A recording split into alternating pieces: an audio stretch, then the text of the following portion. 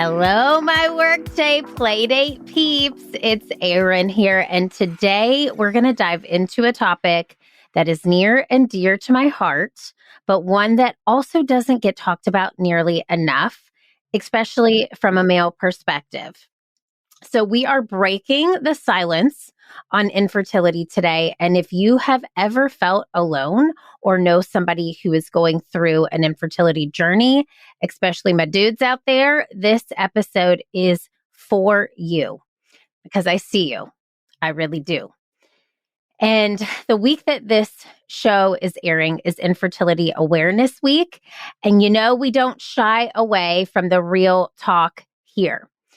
Infertility is a journey that impacts 1 in 6 couples. And let me just say that again, 1 in 6 couples.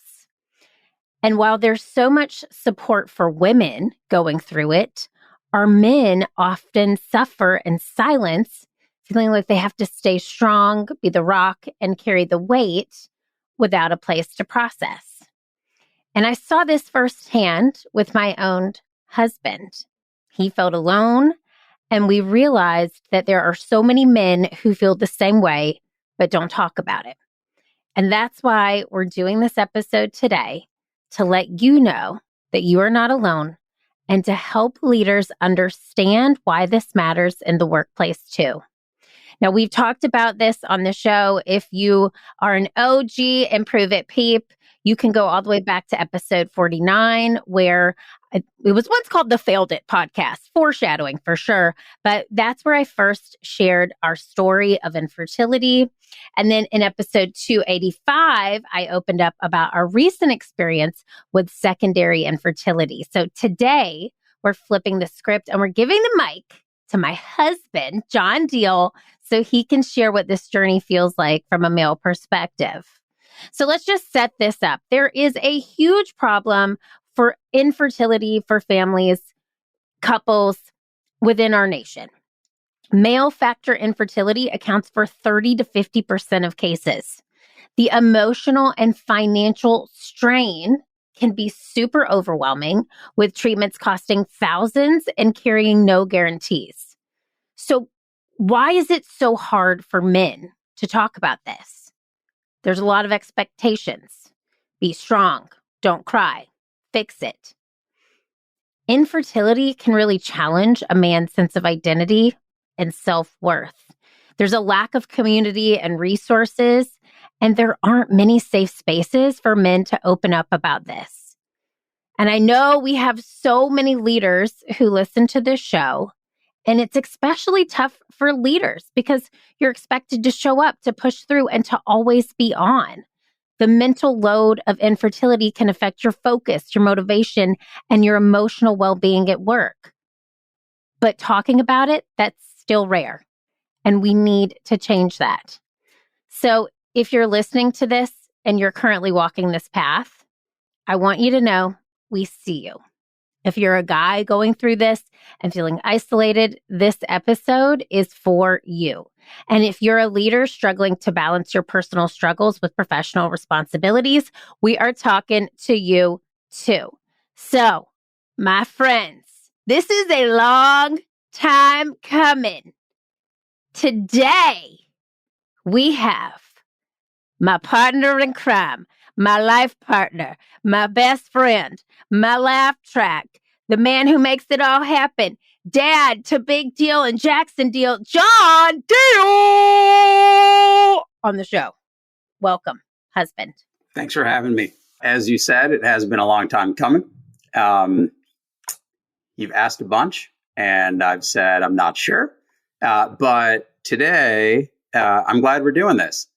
To be honest, I can't say I'm excited to talk about this part of my life or our life publicly. But who knows? Maybe it'll actually help with closure and to, bring a better understanding of my view of things by talking it out even, a number of years later. Jackson's 5.5 now. So there was a light at the end of the tunnel, but it wasn't a clear path. It wasn't pretty, but it happened. So yeah, let's do it. Let's Do it. Now, I just want to set the stage for our peeps. I'm in my podcast closet, which is literally a closet that we converted into a podcast closet. Literally, he helped me do this. Big Deal is on my lap, and he has the worst breath possible in a very tiny enclosed space. So he's with us. That's our 8-pound toy poodle who's 13 and blind. And you're sitting downstairs in our guest room because there's not room for two of us in the pod closet. So we're doing this in our home, but not face to face. So just setting up the scene here for the Improve It peeps. So I don't even know if you know this, John, but every month on the show, we have an intention. And our intention for the month of April is taking initiative and creative risks. So what I love to do with guests before we start the show is give a one-word intention that we want to either give or get out of today's conversation. Okay. I would say openness. And I suppose if I can throw out a second, I'd say self-reflection for me specifically. Ooh. Okay, we'll give you that. It's a hyphenated word. We'll give you that. And we'll give you two because you're my husband and that's what we do for each other. Okay. Special privs. Thank you. Special privs. Look, he even abreves, y'all. He even abreves. So, okay. We're going to get into it. And I mean, I want people to know you because you're an amazing human, but I also want to start talking about what people are here to talk about and what you're here to talk about, because I know it's not going to be easy and it might be hard for both of us. But what made me so excited to have you on the show is I've opened up about our journey. I've talked to so many women and men, and what has struck a chord with me is that the men really don't have a resource, nor do they really talk about it. So let's just take a step back. Let's pretend this is the first time somebody's ever listening to the show. They haven't listened to past episodes. Let's start at the beginning when we first realized infertility was going to be part of our journey. What was going through your mind? I think at the onset, I was shocked and I was confused. And I think, I didn't understand why there were complications or why we were even needing to look into things or why we were hearing the news. And I think, we're both healthy people. And we know so many people who have kids, who had kids quickly, who had kids without trying. And I think, I didn't put a whole lot of time and consideration into it being any other than that for our experience as well. And so I think that was, my first thought. And maybe with most things, my instinct was to go into fix it mode. But that very quickly, I found out that I was in over my head, and that I really didn't have know-how to navigate the situation. And even worse, I think I found out quickly that I didn't have a whole lot of energy to deal with it. I think after hearing the news, after talking with you, after kind of considering what path we were on, I just felt sluggish. I felt lethargic. I felt drained. Even though I didn't even begin to do anything as a part of the process yet. It was just like the onset of that news kind of had that like mental and I think that physical impact on me. So I don't know, it was probably as close to an out-of-body experience as I've ever had. And I think I felt like helplessness because I didn't know where to start. Yeah. So those were some of the initials. So good. Not a lot of people know this about you, but we do call you the metrosexual Chip Gaines because that I used to post about that on Instagram when my account was private. And you do typically go into fix-it mode because he is very handy. And I think this was really interesting because this was an uncharted territory. Neither you nor I had ever been down. We had no clue how to fix it. And so it kind of went against all your natural instincts. That's what I heard you say. And I think you played such a role in this. And I want to talk to you about your role. Did you feel any type of pressure to stay strong for both of us? What would you say about your role? I mean, I think there were initially two roles that I was kind of dealing with. And the first was, I guess with both of them, I didn't really know my place. And so the first role was the role that I had expected to play and that I had seen many examples of, which was of being a dad and being a parent. And because I have two great examples of that in my mom and dad.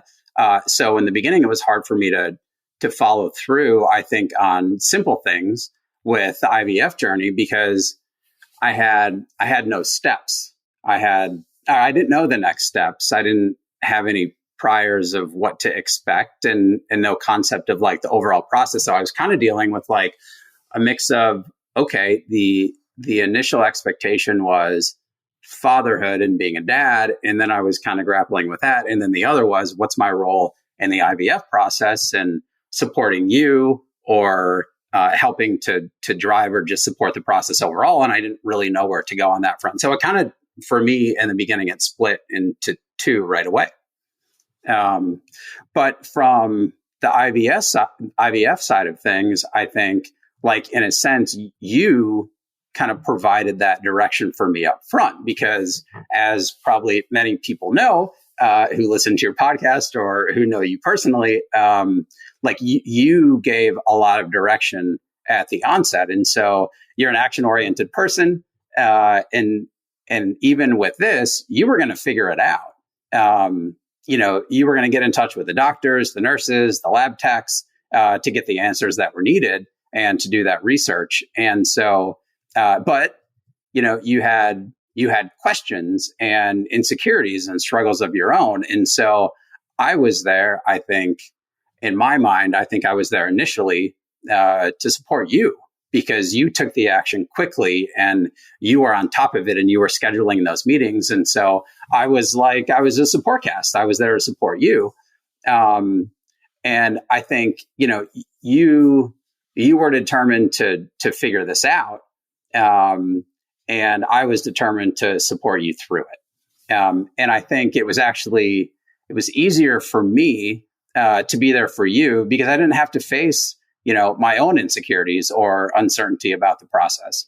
And so I think initially my role was to talk with you, to hear about next steps like you had uncovered, to help come up with questions for the appointments, to go to the appointments with you, to follow through on my own protocols that I had to explore for myself.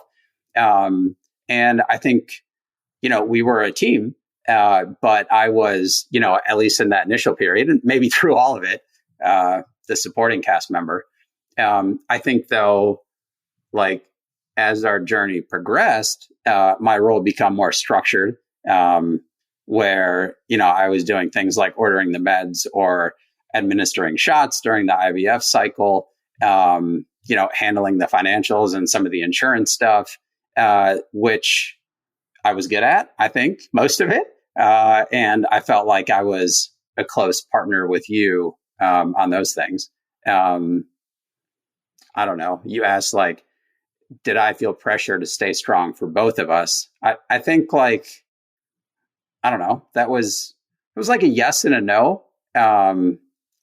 I did want to be strong for you, for us. But for once, I think, like I mentioned earlier, I didn't have a ton of energy. Like, I kind of felt zapped. And so I felt like I had an empty tank. And so I was doing what I could to support you. And I don't know, you tell me. I think I did a good job of it. But yeah, there was kind of a lot going on at that point.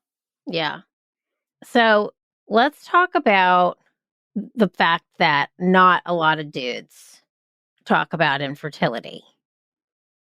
How did you feel going through the process as a man? Do you feel like you had somebody you could talk to? Did you feel alone? Like, what were some of your feelings?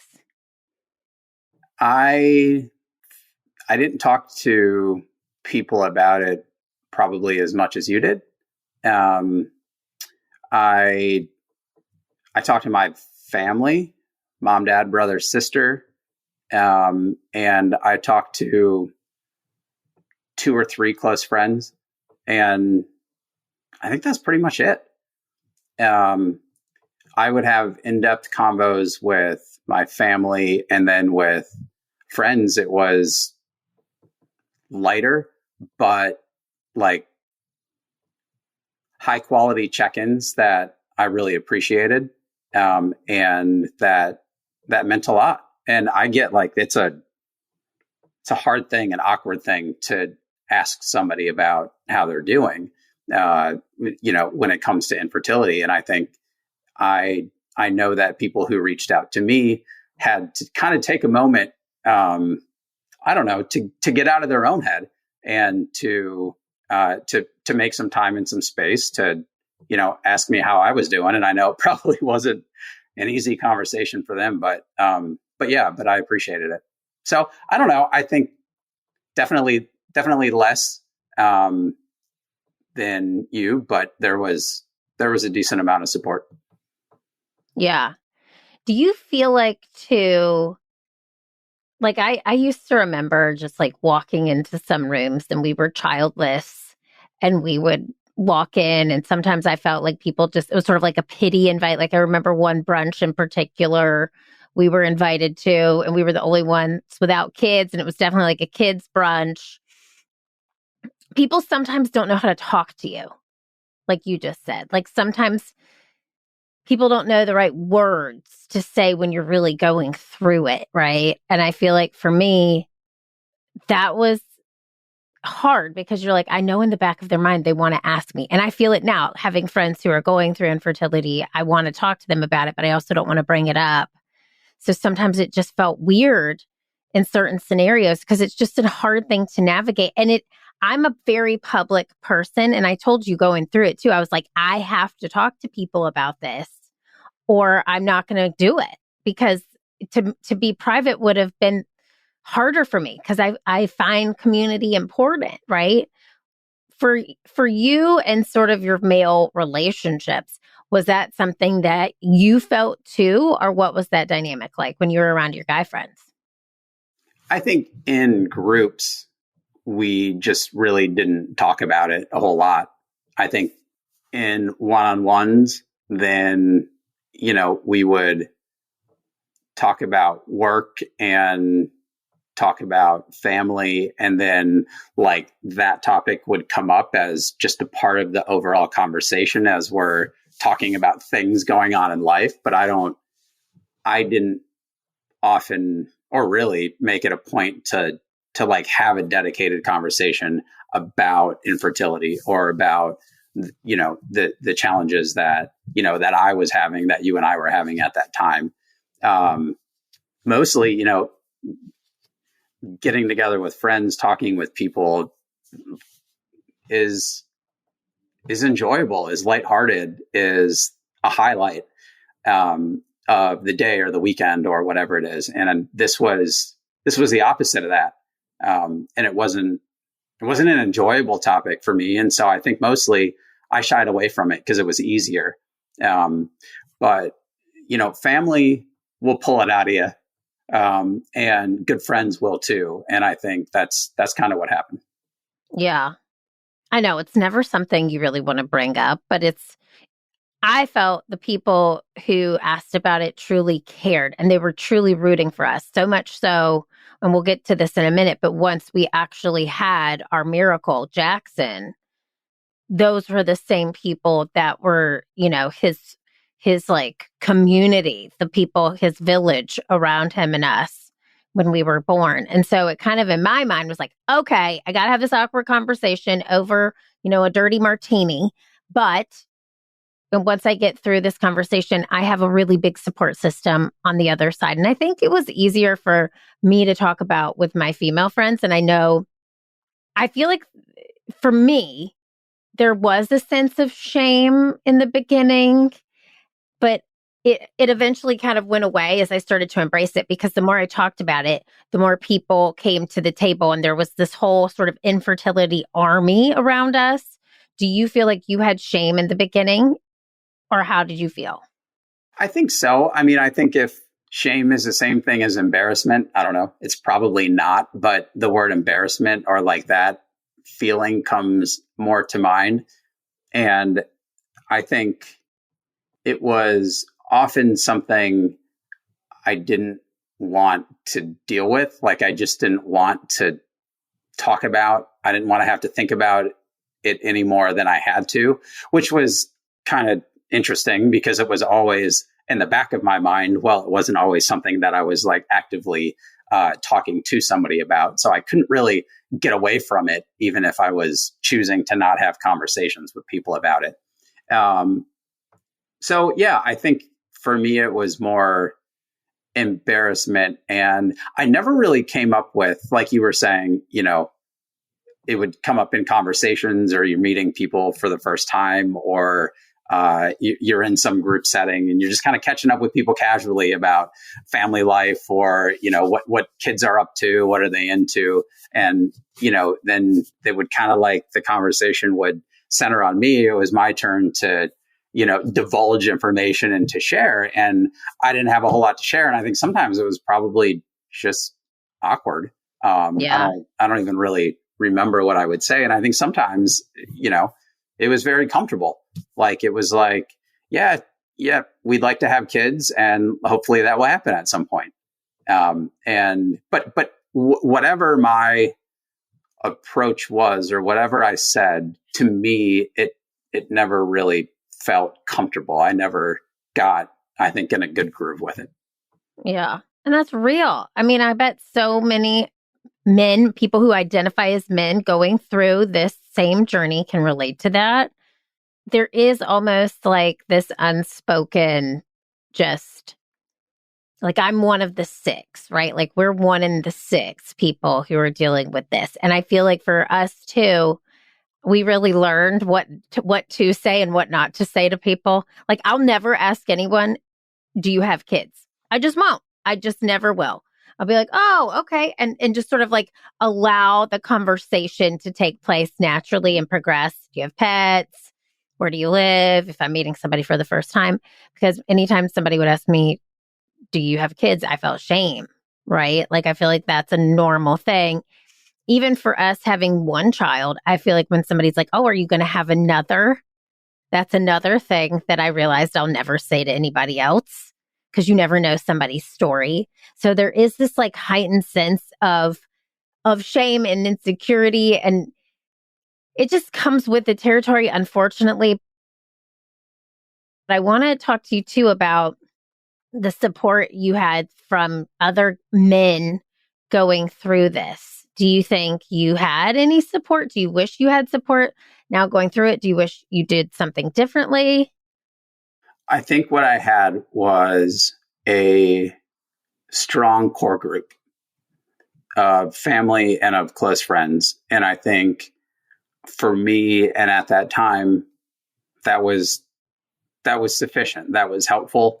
That challenged me to talk about things I didn't want to keep building, I think, relationships with people that I really cared about, to share who I am with them and vice versa. So I never engaged with, you know, like a support group or a help group. I know there were, you know, some information from the IVF centers about different groups you could join or people you could talk to. And I didn't do those. I think like part of that was all of the IVF like logistics in the process was time consuming on its own.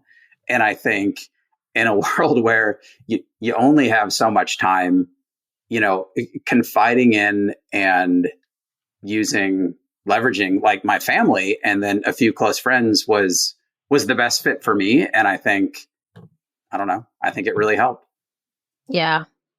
Sometimes I wish people wouldn't ask about it, so it would just go away. It was kind of one of those things where you're just so inundated with appointments and insurance and billing, and having to know, when to take which shot at which time. Like, I really wish somebody would have said, okay, you're going to have a second job as we got into it, because we did 3 rounds of IVF back to back, right? Like, so that was like a full 7-8 months of just going through it. And there were certain points I can remember just saying to you, that's the other thing too. I'm so glad I had you and your support. And I feel like we really leaned on each other because we were going through the same thing and only we knew what we were going through. And I think infertility for couples can either make you or break you. And I think it made us stronger. And I think we had each other to confide in.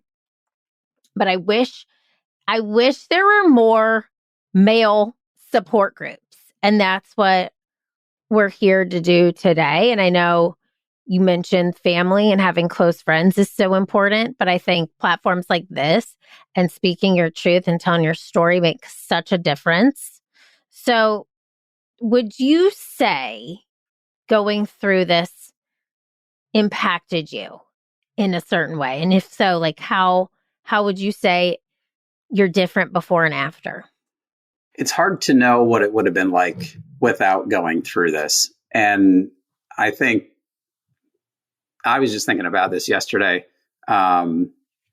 when Jackson and I went for, what were we doing? We were like outside on the sidewalk or something. I think we took Big out. And so we're walking on the sidewalk on the way back in, and, he just held my hand. And I was like, for whatever reason at that moment, I was like, man, that was really special. And it's a small thing, but there are lots of tiny examples of things that I guess I find myself being thankful and having a lot of gratitude for the way that things turned out, because I don't know that I would have had the same awareness of, I don't know, how lucky or how full things are in our current situation had we not gone through what we did. So I think that part has changed me. I don't know if you feel that on a daily basis, but that's something that probably internally that I feel. Yeah, no, I feel that for sure. I do think both of us are different having gone through it. Like, I have definitely changed. It caused me to really face a lot of my own lessons that I needed to learn and do it pretty quickly.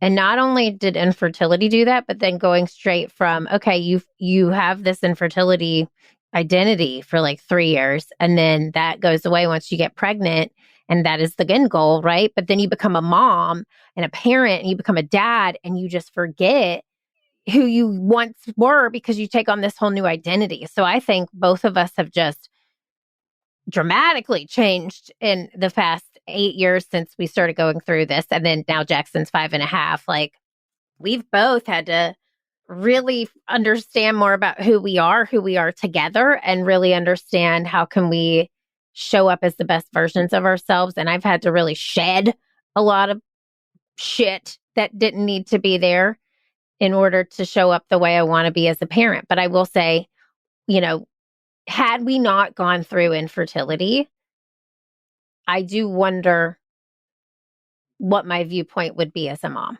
Because when I look at that little face, I just feel so lucky, and so grateful. And he was worth every shot, every poke and prod, every blood draw. And at one point I had the statistics of what that was. But I do think you and I both had to, it is a metamorphosis, right? Like, I feel like we both had to dig deep. So let me ask you this. If you could go back and give John 8 years ago advice, what would that advice be? That's when we started this journey. 8 years ago. Yeah. It's a long time. That's a hard one. I don't know that there's a whole lot that people could have told me that would have, I think, drastically changed the way that I approached it. And maybe I should have been more open to suggestions to reach out to people. But I felt like the connections that I had with family and with the tight group of close friends that I confided in and who supported me, I felt like that was a crutch for me, and it made a big difference. I'm not really sure, to be honest. Yeah, and that's okay. Did you hear that snorting? I did not toot. That was big, letting out a big snore. That's our dog, 8-pound toy poodle, which, by the way, was I hear our that. first child. Was our first child. Would you like to tell the Improve It peeps how you used to ride with Big on a Bjorn on your motorcycle? Yeah, this was, I don't know, how long was that? 10 years ago? Something like that. We had this little motorcycle, and I'd take him around Chicago, and he would ride on my chest in a baby Bjorn.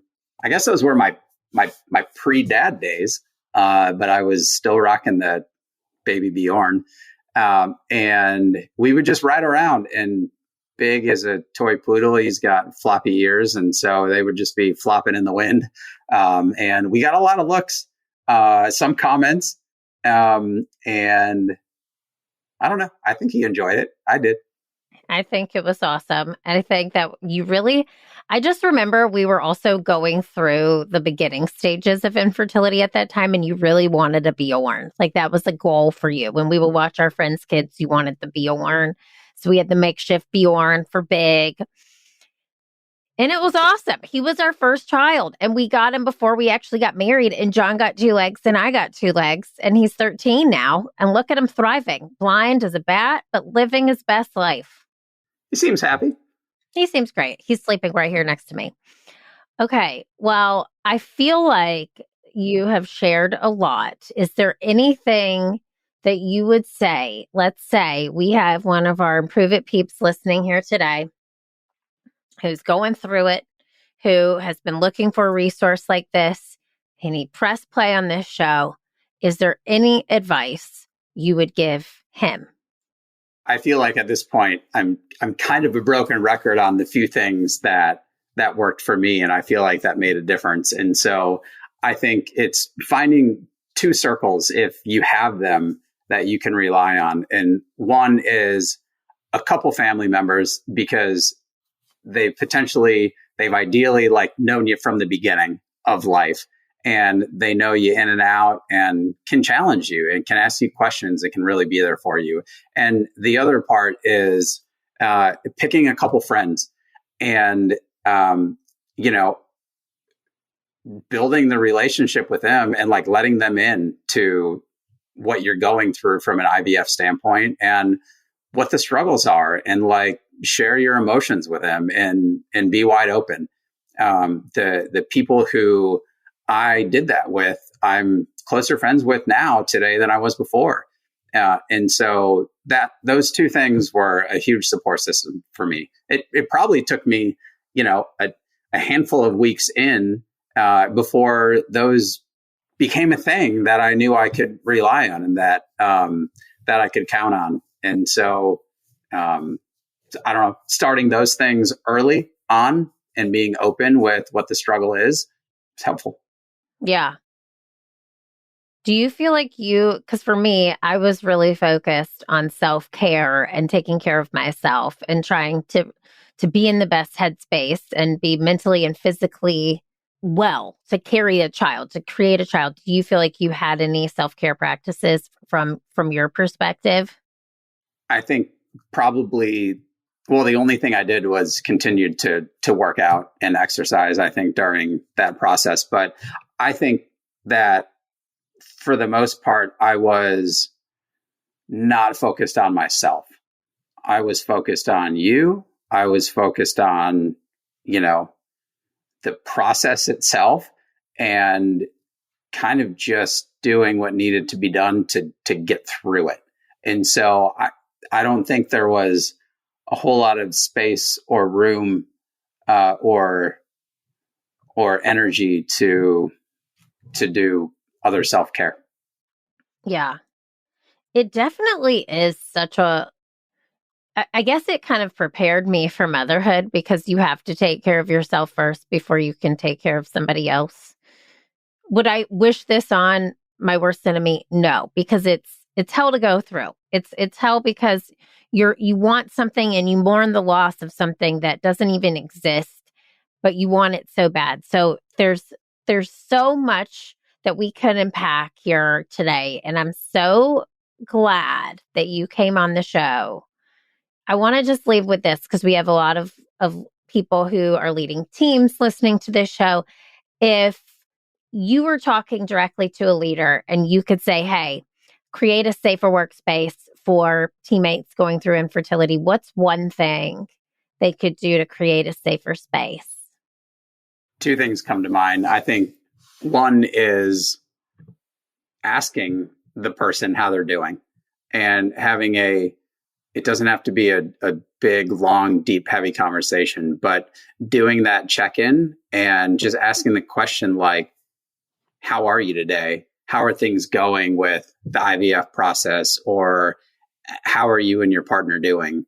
And just like giving them a chance to respond and seeing what they say and kind of meeting them where they're at in that conversation. So one is just not making it the elephant in the room and not talking about it, but addressing it and asking about it. And I think that's probably it. I know it's so easy to just ask somebody how they're doing, but we get so wrapped up in our day to day. Things become so transactional. I think that's a great takeaway. Just asking your team, how are you doing today? Checking in with them and making it a space where people can come to you and talk to you. Because I will say, I did hide our infertility from my team for a long time. And then as soon as I opened up about it, I was really happy that I did because it made what I was going through to them seem more realistic. And also I didn't have to hide as many things. That was what worked for me. And what worked for you was completely different. So I think everybody is on their own path, their own journey. But I am so grateful, my husband, that you came on the show. I feel like you had a lot of good things to say and a lot of good insight to give somebody listening. I really do think I wish we had a resource like this years ago. I really do. And that's why I wanted to create it. Is there anything left that you would want to say to anybody listening here today who's going through what we went through? I mean, I hope for them, and it was definitely our case, that there was a light at the end of the tunnel. And, it resulted in Jackson, and he is the best. And I couldn't imagine my life without him. And so,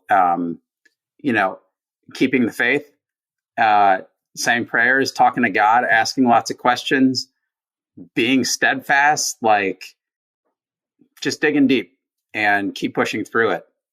Were things people told me, and those definitely needed to happen.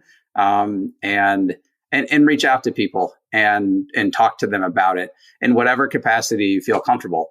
If it's people you don't know, if it's people at work, if it's friends of yours, if it's family, if it's via text only, or if it's phone calls, like whatever it is, just do it and challenge yourself to do it, because it's easy to not talk about it. It's easy to not do it. But when you put yourself out there, there's an immediate feeling of you feel like other people heard you, and like there are commonalities, and it might surprise you what other people share back with you. So, I think just being open. I agree. Ooh, that's a good one. That's what we started on, isn't it? Yeah, that was your intention. Openness. And you had a hyphenated one. What was your hyphenated one? Self-reflection. Did you do that? I think so. Full circle freaking moment here. And okay, I have to say this, John. I'm really proud of you because I asked you to do this. I'm just going to share. You did not want to do it at first, and you had to really dig deep. And I think this was really cool for you to even reflect on years later. Are you glad you did it? Yeah, I'm interested to watch this back because I feel uncomfortable. and I think this is like, you had me on the podcast to talk about probably one of the most difficult things that I've gone through in my life, and something that I haven't shared openly with a lot of people. And so this was a hard conversation for me.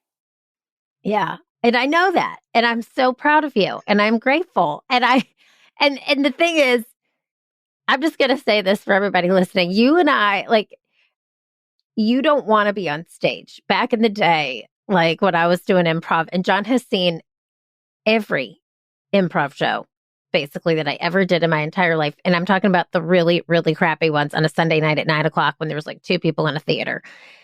And he was like, if you ever call me on stage, I'll never come to another one of your shows again. Cause I used to do that in the very beginning of our relationship. And so you don't have you have an Instagram, you don't really use it. You just don't even go on Instagram anymore. You have LinkedIn, but you barely use it. You really don't like the spotlight. And I think for us and you and I, that works.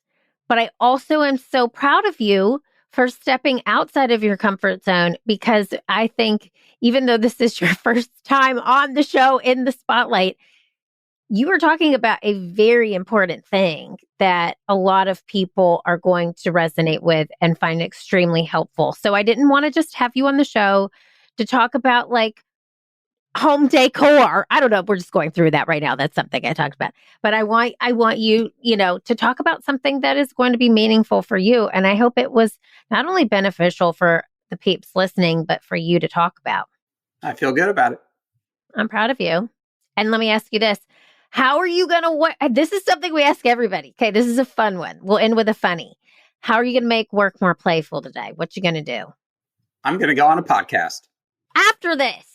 Oh, yeah, probably not another podcast today. Yeah, I don't want to do this one over. Ooh. Yeah, I'm not sure. I mean, I think my day's done, so I'm probably going to go on a walk. How about that? Insane. Okay, I love you. Thank you for being on this show. Glad to be here. Bye. Bye. Okay, my Workday Playdate peeps. This conversation was a big one. I am so proud of John for doing this. And if today's episode resonated with you, I want you to know, my friend, that you are not alone. Infertility can feel so isolating, but you don't have to go through it in silence. Whether you're in this journey yourself or you're supporting a partner through it, you got to give yourself some grace. And if you're a leader listening today, let's create workplaces where these conversations aren't taboo. Now, if you want to continue the conversation and you have questions for John, because as I mentioned, he does not really go on Instagram and or LinkedIn, you can message me on Instagram at It's Erin Diehl, or you can send a note to info@learntoimproveit.com, and I will make sure he gets it. And I want to remind you, as always, every workday is a playdate waiting to happen. I want you to keep playing, keep leading, and remember, you are seen, you are valued, and you are not alone.